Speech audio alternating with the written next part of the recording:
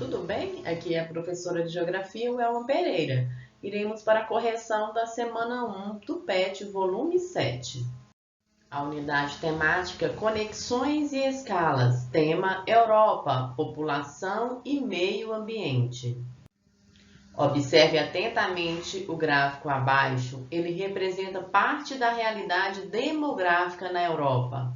Evolução etária da Europa, ou seja, evolução da população. Demografia se refere ao crescimento populacional da Europa. Em 1970, está nas barras de azul, o crescimento da população em 2000 está de cor roxo e 2030, a previsão para 2030 está de cor clara, né? Aqui nós temos o nome dos países, da Áustria até Polônia, e aqui nós temos a porcentagem de 0 a 50. O que nós podemos perceber? Como que está a evolução etária da Europa? Quais são os países que irão crescer e que estão crescendo até 2030? Os maiores em crescimento etário está a Alemanha, depois nós notamos aqui a Itália, depois a Finlândia, né? E em 2000, quem foi? Ficou Suécia, Itália, né? Espanha, os três maiores. Em 1970, quem foi os que menos cresceram? Foram Portugal, Finlândia e Polônia. Então vamos para a pergunta número 1. De acordo com a análise do gráfico acima, ligado à evolução demográfica do continente europeu, liste os 3 países com o maior crescimento em 2030. Então, quais são os países que terão maior crescimento em 2030? Alemanha, Itália e Finlândia. Questão 2. Liste os 3 países com os menores percentuais populacionais em 1970 e apresente de modo aproximado esses percentuais. Os menores foram Portugal, Polônia e Finlândia, com crescimento populacional de aproximadamente 12 a 15%. É possível analisar através desses dados aqui e das barras, ok? A poluição do ar é um dos maiores problemas ambientais do nosso tempo. De acordo com o novo relatório da Agência Europeia do Meio Ambiente, EEA, a poluição do ar é agora responsável por 1 em cada 8 mortes na Europa. Veja o mapa abaixo da evolução da poluição da Europa em tempos de Covid-19. Poluição e Covid-19 2020.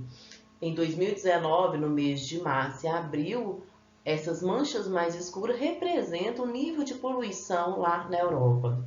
Em 2020, houve uma redução. Em 2019, junho, agosto, houve também uma maior redução. E aqui em 2020, houve quase praticamente limpou. A mancha amarela é poluição. A mancha escura e vermelha é o ar mais poluído ainda. Então, nesse mapa aqui, nós notamos que praticamente limpou a poluição do ar nessa época do Covid-19.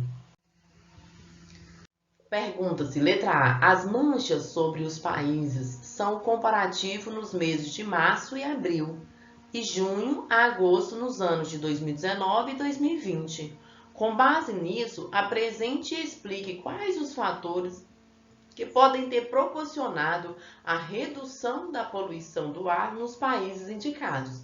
Em 2019, não tinha o Covid, não teve o isolamento social. Em 2020, teve o Covid-19, portanto, fomos obrigados a fazer o isolamento social. Então, o isolamento social durante a pandemia reduziu o uso de transportes e a fabricação de produtos, diminuindo assim a poluição do ar. Compreenderam por que todos ficaram em casa, não saíram com automóveis, as indústrias reduziram a produção, reduziu a poluição do ar. Nos meses indicados, quais as estações do ano do hemisfério apresentado?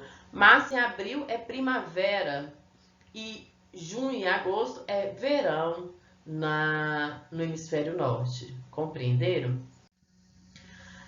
Como foi bastante rápido e facinho essa atividade da semana 1, estou aqui apresentando um dos principais problemas ambientais da Europa, a desertificação causada pelos incêndios e pela ação do homem, né? Os incêndios provocam a desertificação, torna-se o solo seco, arenoso e a temperatura do ar mais quente. As chuvas ácidas causadas pela emissão de gases poluentes, provocado pelo uso excessivo de combustíveis fósseis, né? A emissão do ar aumenta o número de gases poluentes na atmosfera e quando chove a precipitação, a chuva já desce poluída, contaminada, ácida sobre o solo, sobre a superfície terrestre, as plantações e as construções.